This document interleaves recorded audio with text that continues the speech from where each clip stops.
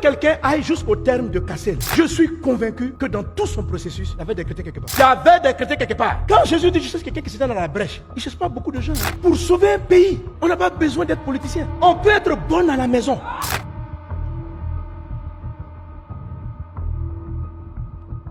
Il y avait une guerre terrible entre Israël et puis la Syrie. Et dans cette guerre, le chef d'état-major, parce qu'ils ont pris plusieurs villes d'Israël, ils ont capturé une jeune fille. Elle est devenue bonne, nounou, dans leur maison. Mais elle craignait Dieu. Et le grand général Naaman avait de la lèpre, qu'elle cachait avec ses vêtements de général. Et cette jeune nounou, elle était détachée. Et elle a aimé son patron. Elle a regardé ce qu'il était le bourreau. Et elle a prié. Et elle dit, que moi dans mon pays, un homme de Dieu peut vous guérir. Quand vous partez dans le Nouveau Testament, Jésus nous donne une grande révélation. Il dit qu'il y avait beaucoup de lépreux en Israël. Mais Élisée n'a guéri aucun d'eux. Il a guéri seulement Naaman. Ça veut dire que Élisée n'avait jamais guéri de lépreux. Comment cette jeune fille peut dire au général, quelqu'un qui n'a jamais vu soigner quelqu'un, qui peut le faire? Si ce n'est pas une révélation, alléluia. Élisée n'avait jamais guéri de lépreux. Si au moins on le connaissait comme le spécialiste de la guérison des lépreux, mais Jésus dit qu'il n'avait guéri personne avant. Donc elle a eu un réma. C'est comme si on se laisse utiliser par Dieu. Et le grand Naaman est arrivé voir Élisée. Et il a fini par être tellement touché par la puissance du grand Dieu. Il s'est prosterné, il a adoré Dieu. Il dit lui dorénavant il n'adore plus les fétiches. C'est terminé. Il est un adorateur de l'Éternel. Et il est rentré dans son pays.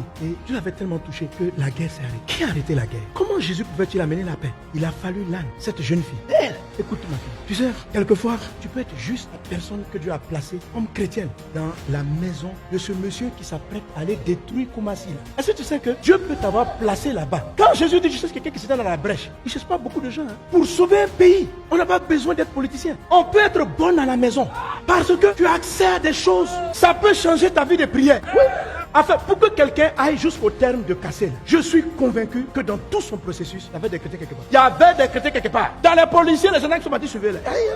Mais ils doivent obéir aux ordres, ce qui est normal. Mais peut-être que quelqu'un aurait vu le dossier. Et s'il était vraiment détaché, qu'il comprenait la mission d'un chrétien, ça aurait été un sujet de prière. Peut-être qu'à genoux, le dossier aurait été su et des autorités allaient se lever pour dire non. Vous comprenez? Quand Dieu dit j'ai besoin de toi, vous pensez qu'on a besoin seulement des politiciens? Même une bonne à la maison, Dieu peut changer le monde. Même un chauffeur qui conduit peut entendre une conversation qui peut faire changer une décision. Écoute, si tu vois des vies détruites, c'est parce qu'il y a quelqu'un qui s'est senti inutile. Dieu positionne toujours. Si tu es né, qu'il y a une prophétie sur ta vie, c'est que Dieu te prépare. Vous savez, je suis convaincu que si Hitler est arrivé à être l'instrument de Satan pour faire le génocide, je suis convaincu que c'est parce qu'il n'y avait personne à la brèche. Je dis, je cherche quelqu'un. Je cherche quelqu'un qui se tienne à la brèche. C'est pas seulement les décideurs. C'est la raison pour laquelle ils commencent par les prophètes et par les croyants. Pas parce que c'est eux qui sont partis forcément exploiter, mais parce qu'ils n'ont pas dit et n'ont pas fait ce qu'ils avaient à faire. Parce que le mal est mal. Les gens qui ne connaissent pas Dieu sont ce qu'ils sont. Et nous, où on est? Je cherche celui qui est au ministère de la construction, qui est chrétien. Mon frère qui est chrétien. Peut-être que tu n'as pas de pouvoir pour parler.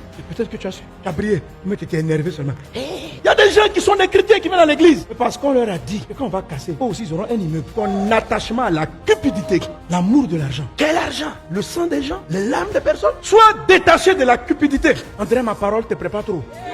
Je vous en prie, quand Dieu dit j'ai besoin de toi, c'est réel. Oh Saint-Esprit, accorde ta grâce à ton serviteur. Tu as écrit les choses dans la parole pour que nous les comprenions. Que le mal ne peut pas s'arrêter, à moins que nous soyons disponibles. Les hommes détruiront, casseront, et nous ne sommes pas là, à notre place. Tu cherches quelqu'un. Puisses-tu trouver dans ces hommes et de ces femmes qui entendent ce message, personnes qui seront placées là où il faut, comme Esther. Elle était placée au moment précis. Et Mardoché, ton père adoptif, lui a dit, qui sait si ce n'est pas pour un temps comme celui-ci que Dieu t'a placé là? Qui sait si ce n'est pas pour un temps comme celui-ci que Dieu t'a placé sage-femme, médecin? Qui sait si ce n'est pas un temps comme celui-ci? Oui, je parle de ces 3 sages-femmes qui étaient placées au temps où Pharaon voulait faire tuer tous les enfants mâles. Ces femmes qui craignaient Dieu ont été celles dont Jésus s'est servi pour faire arrêter ce massacre des enfants. Tu es placé quelque part pour être utilisé à un moment donné. Cet esprit, fais-nous entrer dans ce pourquoi tu nous appelles. Dans le nom de Jésus, tu es béni au nom de Jésus. Dis Amen.